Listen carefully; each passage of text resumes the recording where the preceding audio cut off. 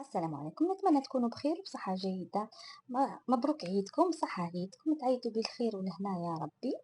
اليوم جبنا وصفة الكمونية على طريقتي، كل واحد كيفاه يديرها. كاين اللي يشرملو الكبدة قبل، وكاين اللي يطيبوها طول. المهم هذه الوصفة تاع جدودنا تاع بكري خلاص.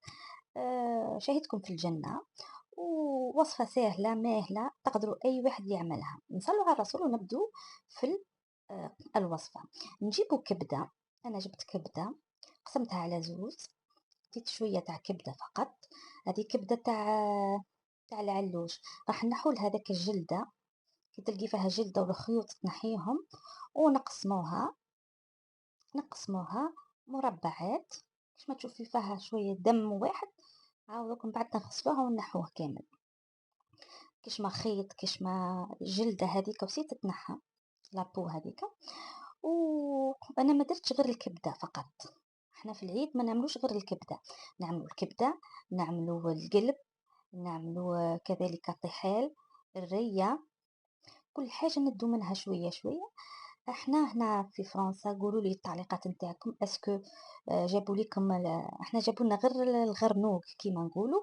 واليوم ان شاء الله جابوه لنا البارح، واليوم ان شاء الله راح نديروا يجيبوا لنا الكبش كامل. فوالا.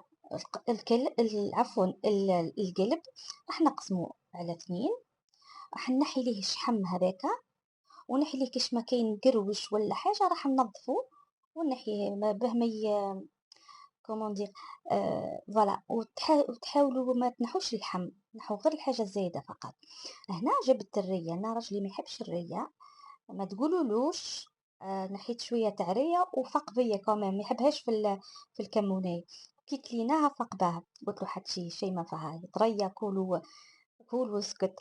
المهم نجيبو كيما كملنا هذه. كاين حتى الطحال، احنا ما عطوناش الطحال. فوالا حطيتها في الماء والخل، على الاقل خلاها ربع ساعه، ومن بعد راح نشلوه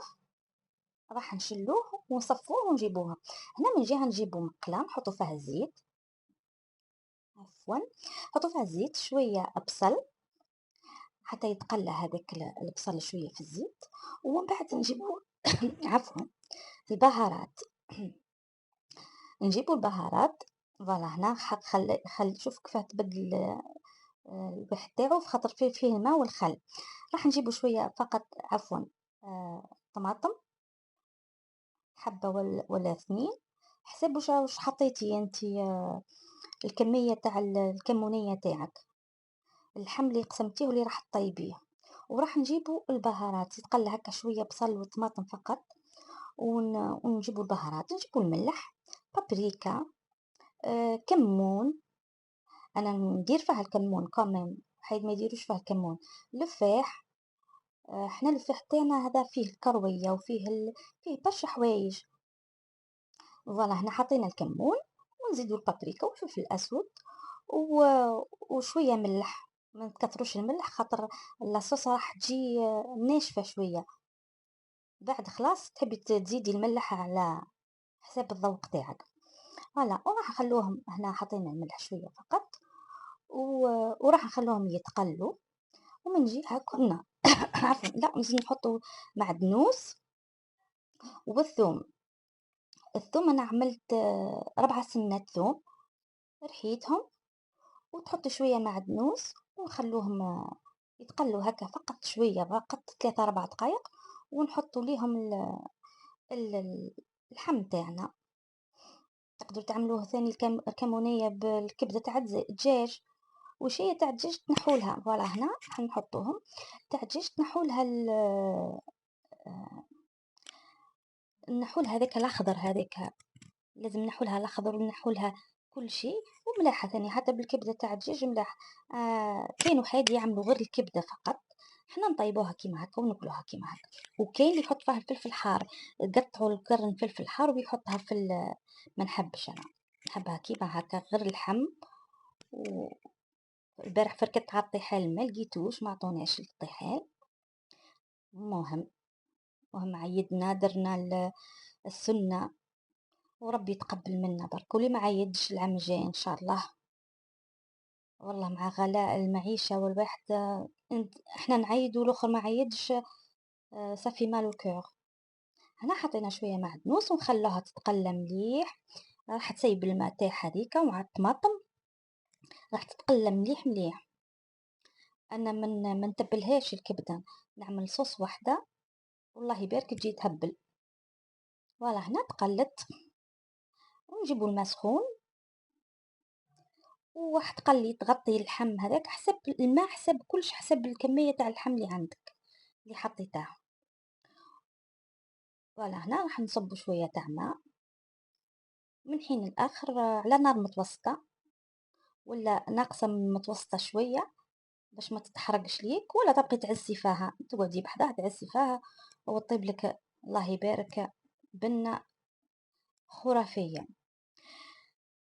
هاي سيبت الماء تاعها ومن بعد نمرقوها. احباباتي وصحاباتي والمشتركين وشكرا على المشتركات الجدد،